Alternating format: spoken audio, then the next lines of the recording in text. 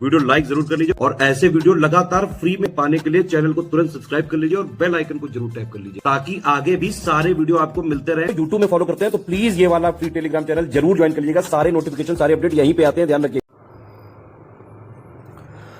नमस्कार साथियों, स्वागत है आप सभी का स्टडी फॉर सिविल सर्विसेज में। और जैसा कि आप लोगों को पता है कि जल्दी ही आप लोगों को एक नई बीईओ की वैकेंसी देखने को मिलेगी, ब्लॉक एजुकेशन ऑफिसर की। तो आज जरा हम बात करेंगे कि ब्लॉक एजुकेशन ऑफिसर का पेपर कैसा आता है। ठीक है, ये इसका प्रीवियस पेपर है जो कि हुआ था 2020 में। ठीक है, 2020 में जो पेपर हुआ था बीईओ का, ये प्री का पेपर है। आज हम इसकी बात करेंगे और अब संभावना है कि 2023 में ये पेपर होगा दोबारा से, मतलब वैकेंसी आएगी और पेपर होगा। तो आज जरा हम देखेंगे कि किस तरीके का पेपर आता है। ठीक है, कुछ इसको एनालाइज करने की कोशिश करेंगे। तो देखिए क्वेश्चन नंबर 1 यहाँ पर आप देख पाएंगे। देखिए क्वेश्चन नंबर 1 क्या है, यहाँ पर आप देख सकते हैं। साइंस का बेसिक सवाल है कि फ़ारेनहाइट पैमाने पे 200 डिग्री फ़ारेनहाइट है, इसको सेल्सियस में कैसे चेंज करेंगे। 10th क्लास का ये साइंस का सवाल है और इसके लिए सिंपल सा फॉर्मूला होता है जो मैं आपको थोड़ा बता देता हूँ। फॉर्मूला होता है C/5 is equal to F-32/9। इस फॉर्मूले को आप लगाइए। ठीक है, कलर थोड़ा चेंज कर लेता हूँ जिससे आपको दिखे। ठीक है, तो क्या है एक बार फिर से लिख देता हूँ जिससे आपको अच्छे से दिखाई दे। फॉर्मूला है कलर तो एक सेकंड रुकिए ज़रा। ठीक है, फॉर्मूला क्या है साथियों, फॉर्मूला है C/5 is equal to F-32/9। इस फॉर्मूले में आप लगाओगे तो फिर आसानी से जो है आपको ये सारी चीज़ें निकल आएंगी, इसको आप आसानी से सॉल्व कर पाओगे। ठीक है, हाँ ध्यान रखना इसको। चलिए, तो इसका जो आंसर हो जाएगा वो हो जाएगा यहाँ पर 93.3। ये मैं देखिए यहाँ पर आपको केवल इसलिए बता रहा हूँ ताकि आप समझ पाओ कि पेपर किस तरीके का आएगा। ठीक है, टोटल सवाल आएंगे इसमें, मैं आपको बता देता हूँ। टोटल सवाल आएंगे 120 क्वेश्चंस आएंगे टोटल। और जिसमें आप देख रहे हैं साइंस के भी बेसिक सवाल है। साइंस जो है केवल 10th स्तर तक की आएगी, इंटरमीडिएट स्तर की नहीं आएगी। फिर आप देख सकते हैं ये बिल्कुल बेसिक सवाल है, इंडियन जो हमारा कॉन्स्टिट्यूशन है उसका। ठीक है, उपाधियों का अंत किस अनुच्छेद में है, धार्मिक मामलों की संता किस में है, अल्पसंख्यकों को भाषा का संरक्षण, शिक्षा का अधिकार। अब आप बीईओ बनने जा रहे हो तो कम से कम शिक्षा का अधिकार तो आपको पता होना चाहिए, नहीं होना चाहिए।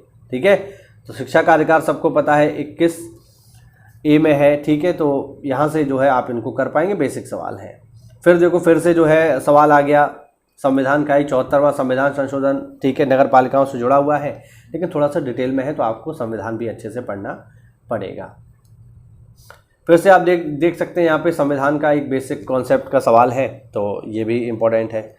ठीक है, फिर जो यहाँ पर आप सवाल देख रहे हैं ये जो है आपको लग रहा होगा कि कोई स्टेटमेंट है, एक्चुअल में ये कोर रीजनिंग का सवाल है। ठीक है, हाँ, इसको जो हम किस तरीके सॉल्व करते हैं मैं आपको बता देता हूँ।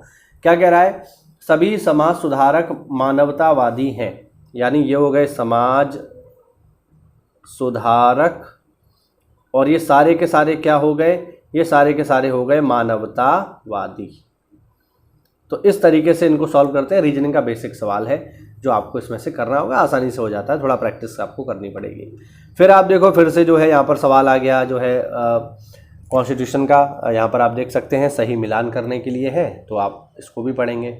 फिर आप देख सकते हैं यहाँ पे क्वेश्चन नंबर 7 और 8 में ये जो क्वेश्चन है ये रीजनिंग के हैं।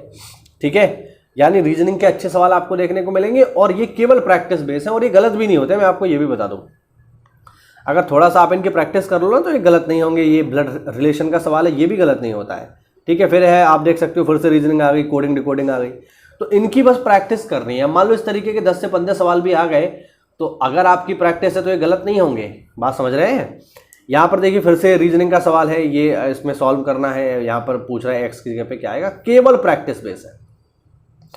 और आप देखेंगे तो यहाँ पर आपको दिखाई दे रहा है ये आ गया जो है करंट अफेयर का सवाल आ गया। यहाँ पर जो है इसको तो आप जब पढ़ेंगे तो कर ही लेंगे। फिर से करंट अफेयर का सवाल आ गया 12वें नंबर पे। ठीक है, 13वें नंबर पे देखिए फिर से करंट है, 14वें नंबर पे भी करंट है, 15वें नंबर पे भी करंट है, यानी करंट देख रहे हो कितनी आ रही है। ठीक है, उसके बाद जो है हमने जियोग्राफी में ये सब टॉपिक पढ़े ही हैं सारे के सारे। यहाँ पर पूछ रहा है कौन किससे जुड़ा हुआ है ना। तो एक तो इसमें बहुत ही फेमस है, ये है तमिलनाडु का कुडनकुलम। ये किससे जुड़ा हुआ है, ये आपका एक आणविक ऊर्जा का क्षेत्र है, तो सी का हो गया पहला, सी का पहला हो गया तो ऑप्शन क्या हो जाएगा, डी सही हो जाएगा। अच्छा, इस तरीके के सवालों में ज़्यादातर केसेस में ऐसा होता है कि आपको एक या दो भी पता है तो ज़्यादातर जो है आपका काम इसमें से चल जाएगा। बात समझ रहे हैं? हाँ। उसके बाद क्या है देखिए, उसके बाद फिर से ये करंट का ही सवाल है। मैं आपको बता दूं ये मिनरल के लेटेस्ट डेटा से पूछा गया क्वेश्चन है, ठीक है ना। और जो SCS का जो मिनरल का लेटेस्ट डेटा आता है एग्जाम टाइम पे, वहीं से ये डायरेक्टली पूछा गया है, तो ये भी करंट का क्वेश्चन है। इसके बाद देखिए यूपी स्पेशल भी आ गया, ठीक है। पूछ रहा है जनसंख्या की दृष्टि से द्वितीय एवं क्षेत्रफल की दृष्टि से तीसरे स्थान पर है कौन सा, इनमें से पूछ रहा है। तो वो जो है महाराष्ट्र है इसका सही जवाब, मतलब यूपी स्पेशल का नहीं है, सॉरी, ये सेंसस का है। अब देखो जियोग्राफी का, ह्यूमन जियोग्राफी का कोर सवाल है, हमने इसको कवर किया है। एक तरफ जनजातियां दे रखी हैं, दूसरी तरफ पूछ रहा है कौन सी जनजाति कहाँ पर है ना। तो देखिए जारवा जनजाति पाई जाती है कहाँ पे, जारवा जनजाति पाई जाती है आपकी अंडमान और निकोबार में। कुकी जनजाति कहाँ पाई जाती है, कुकी जनजाति पाई जाती है मणिपुर में। तो ए का चौथा, बी का तीसरा, इसी से आप लोग जो है कर पाओगे। ए का चौथा, बी का तीसरा, तो ये ऑप्शन ए हमें मिल रहा है, यही सही हो जाएगा।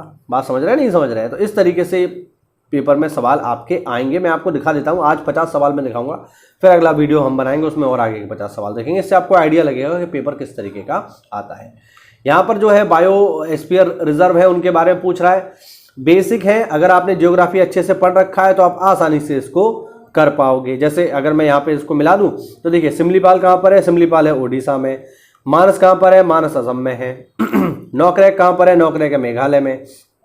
और सिमलीपाल कहाँ पर है, सॉरी सिमलीपाल तो हो गया। अगस्तमलाई कहाँ पर है, केरल में है। तो इसको आसानी से आप कर लो। सी का हो जाएगा चौथा और ए का हो जाएगा तीसरा, ठीक है।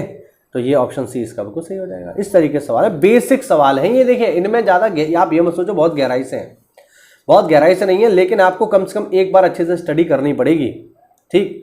अब ये देखिए ये आ गया आपका नगरीकरण से जो ज्योग्राफी का हिस्सा है और स्पेशल सिलेबस में दिया हुआ है तो आपको पढ़ना पड़ेगा, ठीक है।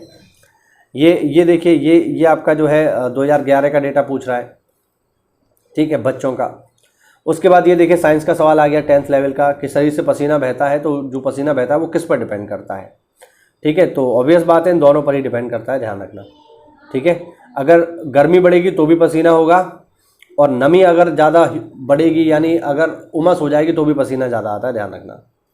अब ये देखो ये बेसिक साइंस का सवाल आ गया, कहाँ से, ये साइंस का सवाल है, कहाँ से, जो चाहे तो साइंस का समझ लो या फिर जियोग्राफी का समझ लो, जो हमारा खेती वाला चैप्टर होता है, जो कृषि वाला चैप्टर होता है, उनके बारे में पूछा गया है। ये बेसिक साइंस का सवाल है, हीमोग्लोबिन है ना, इसके बारे में पूछ रहा है। फिर से देखो साइंस का सवाल है यहाँ पर, ठीक है। अब ये देखिए ये आ गया यहाँ पर संविधान मौलिक कर्तव्य, यहाँ पर पूछ रहा है इनमें से कौन कौन से हैं। तो बस आपको एक बार अच्छे से सिलेबस को कवर करना है। ये देखो फिर से जो है आपसे पूछ रहा है संविधान से सवाल कि भारत में मंत्रिपरिषद संयुक्त रूप से लोकसभा और राज्यसभा के प्रति उत्तरदायी है। कारण कह रहा है लोकसभा राज्यसभा दोनों के सदस्य संघीय मंत्री बनने की पात्रता रखते हैं। अब इनमें से पूछ रहा है कौन सा सही है कौन सा सही नहीं है। तो मैं आपको बता दूं पहला स्टेटमेंट गलत है, ठीक है। मंत्रिपरिषद सामूहिक रूप से केवल लोकसभा के प्रति उत्तरदायी होती है, राज्यसभा के प्रति उत्तरदायी नहीं होती। तो कारण तो गलत हो गया, मतलब कथन गलत हो गया लेकिन कारण सही है, ठीक है। तो इस तरीके से सवाल आपसे पेपर में पूछे जाते हैं। पंचायती राज बहुत ही पेट टॉपिक है, बहुत ही ज़्यादा, ठीक है। पंचायती राज बहुत ज़्यादा पेट टॉपिक है, पेपर में सवाल आते हैं, समितियों से खूब सवाल पेपर में पूछता है, तो इनको आपको पढ़ना पड़ेगा एक बार। बात समझ पा रहे हैं कि नहीं? देखो संविधान से कितने सवाल आ रहे हैं, देखिए कौन सा राज्य, मतलब कौन सा भाग केंद्र और राज्य के मध्य वित्तीय संबंधों का विवरण प्रस्तुत करता है। तो इस तरीके से सवाल आते हैं। भाग 12 है फिलहाल इसका आंसर। अब चूंकि आप बीओ बनने जा रहे हैं तो थोड़ा बहुत मैथ्स भी आपको आना चाहिए, ठीक है। नहीं भी आता है एक आध दो सवाल छोड़ सकते हो, कोई दिक्कत नहीं है, लेकिन रीजनिंग का सवाल मत छोड़ना भाई। देखिए रीजनिंग तो ईजी है, इसको तो आपको करना पड़ेगा, ठीक है। फिर से रीजनिंग का सवाल है, ये भी रीजनिंग का सवाल है कि इसके स्थान पर क्या आएगा। फिर मैथ का सवाल आ गया, फिर से एक छोटा सा मैथ का सवाल है, फिर से एक मैथ का सवाल है, यहाँ पर लासा मासा यानी बेसिक मैथ का सवाल है, ठीक है। अब यहाँ पर देखो ये करंट का सवाल आ गया, ठीक। फिर थोड़ा सा यहाँ पर इकोनॉमी से भी क्वेश्चन आया हुआ है। प्रत्यक्ष करों को प्रतिगामी कर व्यवस्था क्यों कहा जाता है, रिग्रेसिव टैक्सिंग सिस्टम इसको क्यों बोलते हैं। तो बेसिक सवाल है। $5 ट्रिलियन की इकोनॉमी का लक्ष्य क्या है, ये तो बहुत चर्चा में है, अभी भी चर्चा में रहता है, ये तो आपको पेपर में पता होना चाहिए। फिलहाल इसका आंसर 2024 है, मैं आपको बता दूँ, ठीक है, तो इस तरीके से सवाल 15वें वित्त आयोग के संबंध में क्वेश्चन पूछ रहा है। अब यहाँ से देखो कुछ हिस्ट्री के सवाल आ गए। ठीक है, ये जो है पल्लव शासक हैं जो एनिशिएंट इंडिया में हैं, तो उनके बारे में बेसिक क्वेश्चन पूछ रहा है, इनका कालक्रम। ठीक है, अब ये पढ़ोगे तभी कर पाओगे अच्छे से, ऐसा नहीं होगा। अब यहाँ पर देखो ये दिए हुए हैं गुप्त राजा और ये दिए हुए हैं उनकी रानी। ठीक है, तो अभी आपने अगर अच्छे से गुप्त शासकों को पढ़ा है तो ये होगा, वरना नहीं होगा। जैसे मैं आपको बता दूं, जो चंद्रगुप्त है उनकी रानी का नाम है कुमार देवी, समुद्रगुप्त की पत्नी का नाम है दत्त देवी, चंद्रगुप्त सेकंड की पत्नी का नाम है कुबेर नागा और कुमारगुप्त प्रथम की पत्नी का नाम है अनंत देवी। ये हिस्ट्री का सवाल है एनिशिएंट इंडिया का, थोड़ा सा पढ़ना पड़ेगा। फिर देखिए ये आ गया मॉडर्न इंडिया का। यहाँ पे न्यूज़पेपर दे रखे हैं और यहाँ पर दे रखे हैं उनका संस्थापक कौन है, और ये पूछ रहा है इनमें से कौन सा सही सुमेलित नहीं है, ये आपसे यहाँ पर पूछ रहा है। ठीक है, तो इसका जो सही जवाब होगा वो ऑप्शन सी होगा, तहजीब उल अखलाक। इसके जो है मोहम्मद अली जिन्ना नहीं है। ठीक है, जहाँ तक मुझे लग रहा है इसके संभवतः होने चाहिए, मैं एक आइडिया लगा रहा हूँ, गैस लगा रहा हूँ, वो गलत भी हो सकता है, आप लोग एक बार चेक कर लेना। जहाँ तक इसके होने चाहिए वो होने चाहिए AMU के संस्थापक सर सैयद अहमद खां, एक बार आप लोग चेक कर लेना।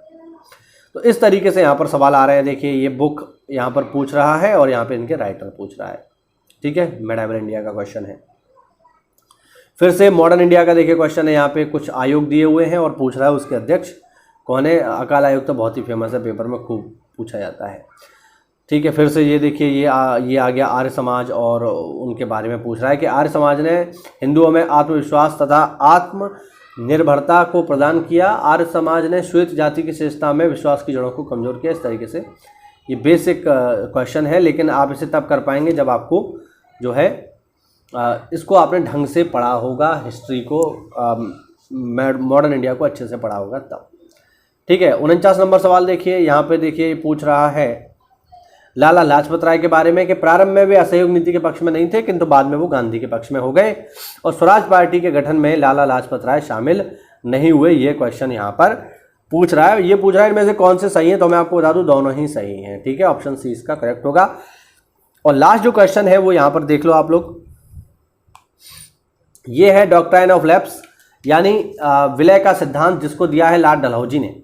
तो पूछ रहा है इनमें सबसे पहले कौन सा विलय हुआ, फिर कौन सा विलय हुआ, यानी इनको करेक्ट ऑर्डर में लगाने के लिए कह रहा है। तो मैं आपको बता दूं सबसे पहले विलय हुआ था सतारा, उसके बाद विलय हुआ है बालाघाट, फिर विलय हुआ है उदयपुर और फिर विलय हुआ है झांसी। ठीक है, इसमें एक बहुत ही इंपॉर्टेंट और उसके बारे में पूछता है जो कि है लखनऊ यानी अवध।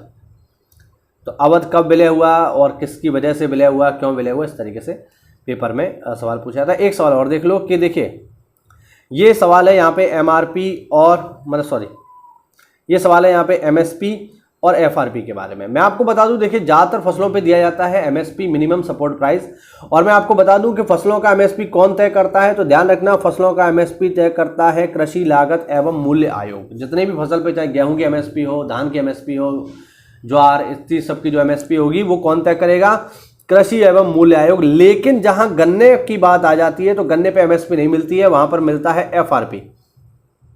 ठीक है ना, वहां पर क्या मिलता है, FRP। यहां पर आप देख सकते हैं इसका फुल फॉर्म भी है। ठीक है, फेयर एंड रिकमनरेटिव प्राइस। ठीक है, इस तरीके से इसका फुल फॉर्म है।